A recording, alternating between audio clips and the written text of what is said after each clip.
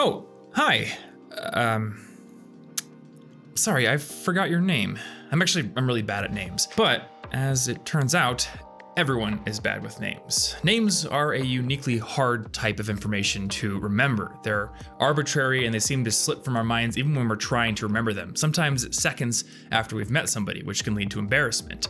So if you find yourself forgetting names on a regular basis, you can take comfort in the fact that, well, most people do. But some people put effort into remembering names, and I think you should become one of those people as well. Because even though names are hard to remember, even though they're arbitrary strings of characters and syllables that don't really mean a whole lot, names mean a lot to us. Your name is the centerpiece of your identity, and your ears perk up when you hear it, Derek. So if you can learn the skill of remembering people's names successfully, you're gonna make better impressions when you meet them, and you're gonna build stronger relationships. And in this video, we're gonna show you exactly how you can start to remember names more effectively. But first, let's dig in a little bit deeper into the reason why names are so hard to remember. So when somebody forgets your name, it can be tempting to think that they don't care about you in particular. But the problem lies more in the type of information we're dealing with rather than their lack of caring about you. As it turns out, names are a hard type of information to care about because they are entirely arbitrary information. There's not a whole lot to connect a name to in your brain. By contrast, a word like controller brings up a lot of other images that are associated to it.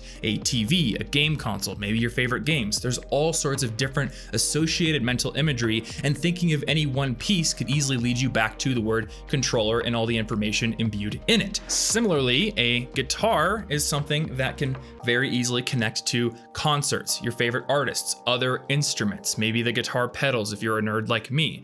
But again, a name like John or Sarah, there's not a whole lot to connect that to. It's totally arbitrary information. Maybe you know somebody who is named John or Sarah, but if you meet a new person and you're trying to encode that person's face in your head along with that arbitrary string of characters and syllables, it's pretty difficult to do. And this isn't just mere conjecture either. A lot of actual scientific research has gone into why names are so difficult to remember, why they are uniquely hard to encode in our memory. And research that's been done on people who have suffered brain injuries has found that the recall of proper names is particularly impacted by those injuries, even more than the proper names of famous monuments, for example. And the thinking about this difference is that while famous monuments and famous works of art also have proper names, those names often include descriptive words, such as the Statue of Liberty or the Eiffel Tower. Because there are descriptive words in the name, it's much easier to remember as opposed to something like John or Sarah. Again, these terms are completely arbitrary. There's not a lot you can connect them to in your mind without a lot of upfront work.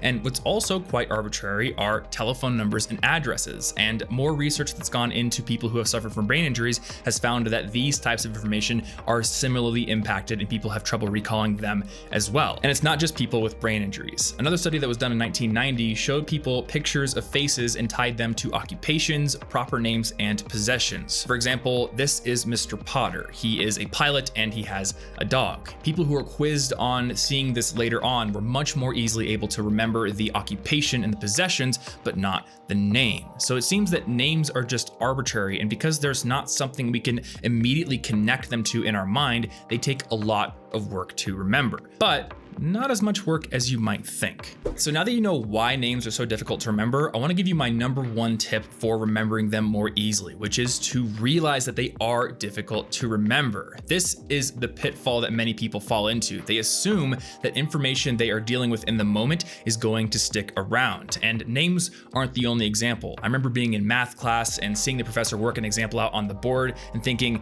that makes perfect sense. I don't need to write it down because it's so logically easy to follow. I'm going to be able to use it later on in my homework, only to be humbled later on when I did the homework and realized I could not recall how to work the problems. And when we meet people and hear their names, it's the same exact situation. In the moment, we feel like it's going to be easy to remember it, but then seconds later, something else comes to our attention and the name is lost. So take this seriously. Realize that names are difficult to remember and you're going to put a little bit more effort into it naturally. That being said, there are also some techniques that you can use to remember them a little bit more easily. And the first one is really easy, actually. When you meet somebody and they tell you their name, instead of saying nice to meet you, say nice to meet you and then their name. So nice to meet you, Thanos, for example. And in the rare case that you actually are talking to Thanos, this does have the secondary benefit of slightly reducing the likelihood that he'll destroy destroy your spaceship and leave you floating in the infinite cosmos forever.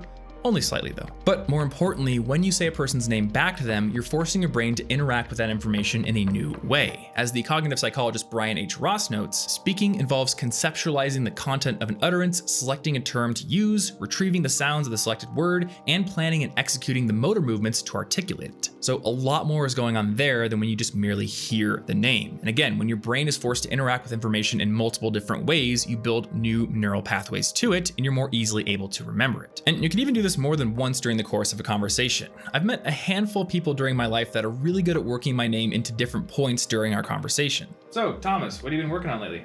Oh, just this.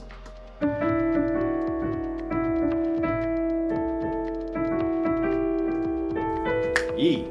Now, it should be noted that this is a skill and it takes a little bit of finesse to do correctly because you can easily say the person's name too often and come off as creepy. But if you can use it sparingly, again, you're gonna make a better impression and you're getting more practice retrieving the person's name and saying it more often. And that's actually the second point I wanna make. Retrieval practice is really, really useful for remembering names. So when you meet somebody, make it a point to quiz yourself every so often about what their name is. And you should do this at different intervals. Do it maybe a few seconds after you've met them and after they told you your name, just so you remember it during the course of the conversation. Then quiz yourself once the conversation is over. And then at the end of the day, maybe consider keeping a journal and writing down the names of anybody you met. And this is actually a great argument for why keeping a journal could be really, really useful. Because again, you're interacting with the information in a different way. You're writing it down instead of saying it or listening to it. And you're also doing a little bit more retrieval practice. Finally, you can more easily remember somebody's name if you use a mnemonic device. And if you need a primer here, mnemonics are essentially mental constructs and devices that we can use to bind hard to remember information like names and telephone numbers and addresses, things that are arbitrary, to concepts that are much more easily remembered, like rhymes or acronyms, such as, again, on a guitar, the order of the strings are E, A, D, G, B, E. So Ernie ate dynamite, goodbye Ernie. That's a really good mnemonic for remembering this order of strings. And you can do the exact same thing with names as well. You just need to find a mnemonic that helps you to bind the person's face or some attribute about the person that is easily rememberable to their name. So for example, the other night I met somebody named Steven who looked a little bit like Benedict Cumberbatch. So in my mind, I thought of Benedict Cumberbatch, and then I thought of Doctor Strange, and I remembered Doctor Strange is Stephen Strange. So I bound the image of Benedict Cumberbatch being Doctor Strange to this person's face. And now I'm easily able to remember that his name is Steven. Now, no matter how hard you work, no matter how well-intentioned you are, there's gonna come a time when you still forget somebody's name. So what do you do when that happens? Well, the first thing I wanna say here is that with the fact that everyone tends to say they're bad with names, you shouldn't really feel bad when you forget somebody's name. And on the flip side, if somebody forgets your name, I think it's a good idea to be gracious about it. Don't give them too much of a hard time about it. Because again, forgetting somebody's name does not indicate that they don't care about you. It's just that names are inherently difficult to remember. That being said, here are a few tips for getting yourself out of this type of situation. First, you could just wait and hope that their name comes up in conversation later on. Maybe somebody else walks in the room and says it and you just get lucky. But don't wait for so long that you end up having to introduce this person to somebody else that you know, because that could be a potentially embarrassing situation. Secondly, there are some somewhat sneaky tricks that you can use, and that can work if the opportunity arises organically. For example, if you're exchanging phone numbers, you could just casually ask, hey, how do you spell your name?